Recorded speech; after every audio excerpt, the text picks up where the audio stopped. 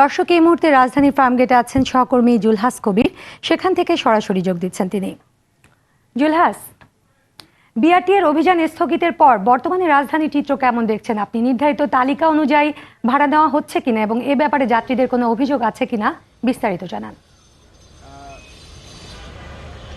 শারমিন, ধন্যবাদ। আমি যেটি ফার্মগেট এলাকায় এখন যে চিত্রটি আপনাকে যদি দেখায় তাহলে দেখতে পাবেন যে আমার পিছনে কিন্তু অসংখ্য যাত্রী যারা বিভিন্ন গন্তব্যে যেতে চায় তারা কিন্তু এখনও অপেক্ষা করছে গাড়ির জন্য। তো যেটি হয়েছিল যে সিটিং সার্ভিস বন্ধ করে দেওয়ার পরে যাত্রীদের যে ভোগান্তি কমে যাবে সেটি কিন্তু হয়নি, ভোগান্তি কিন্তু আগের মতোই আছে।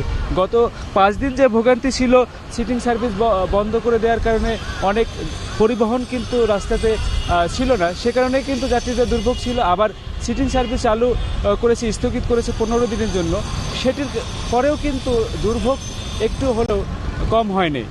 এখন যাত্রীরা অভিযোগ করছেন যে আগের তুলনায় যে ধরনের ভাড়া নেওয়া হতো সেই ভাড়াটিই নিচ্ছে।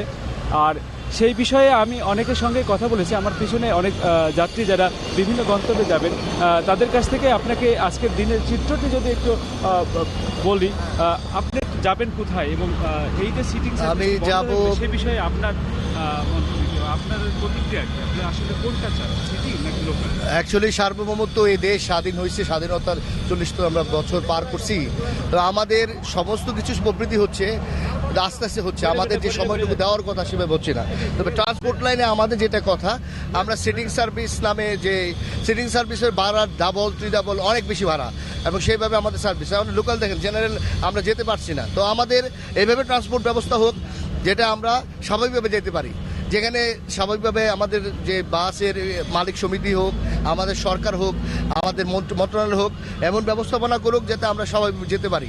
এবং আমাদের জনগণের চিন্তা করতে হবে, জনগণের নিয়ে আমাদের এই দেশ, এই স্বাধীন আমাদের এই দেশ। আচ্ছা, আপনি কোথায় যাবেন এবং আপনার গন্তব্যে যেতে কোনটাকে বেশি আপনি সবচেয়ে প্রাধান্য দিবেন, লোকাল সার্ভিস নাকি এই সিটিং সার্ভিস যেটি আমাদের চালু আছে? আপনি এখন যেতে পারছেন, অনেকক্ষণ ধরে দেখলাম আপনি দাঁড়িয়ে আছেন। অ্যাকচুয়ালি আমরা তো সবসময় চাই যেন সিটিং সার্ভিসটা ভালো একটা সার্ভিস দেয় আমাদের, কিন্তু আমরা সিটিং সার্ভিসের নাম করে সিটিং লেখা থাকে কিন্তু আসলে আমরা সিটিং ওরকমভাবে পাই না। সিটিংয়ের কথা বলে দেখা যায় যে স্টপেজ থেকে সিটিং বলছে, আমরা টিকিট কাটে উঠছি, বাট আপনার মাঝপথে যে দেখা যাচ্ছে লোক উঠাচ্ছে, তারপর দেখা যায় একটা গাড়ি আসতে আসতে দেখা যায় আরও আধা ঘন্টা লেট হচ্ছে বা 1 ঘন্টাও লেট হচ্ছে, এরকম অবস্থা। অ্যাকচুয়ালি সিটিং বলতে কিছু নেই, কিন্তু আসলে আমরা সাধারণ জনগণ যারা এক দূর দূরান্ত আমরা চলাফেরা করি, আমরা সবসময় চাই সিটিং সার্ভিসটা চালু হোক। একটু টাকা বেশি লাগলেও আমরা স্বাচ্ছন্দ্যে যাওয়ার জন্য মানে চাইবো যে স্বাচ্ছন্দ্যে যাইতে। আপনার কাছে কি মনে হয়, কোনটাতে আপনি যেতে বেশি? আমার কাছে মনে হয় সিটিং চলে, ঠিক আছে, বাট লোকাল যে পজিশনটা আছে সেটার জন্য আমাদের যাওয়া চলাফেরা একটু সমস্যা হচ্ছে, সার্ভিসগুলো ঠিকমতো পাওয়া যাচ্ছে না। ধন্যবাদ শারমিন। প্রত্যেকটি যাত্রী কিন্তু ভিন্ন ধর্মী কথা বলছেন। কেউ বলছেন যে সিটিং সার্ভিসে থাকা ভালো, কিন্তু সেটির একটি ব্যবস্থাপনার ভিতরে আনা উচিত, একটি সুস্থ ব্যবস্থাপনার ভিতরে দরকার।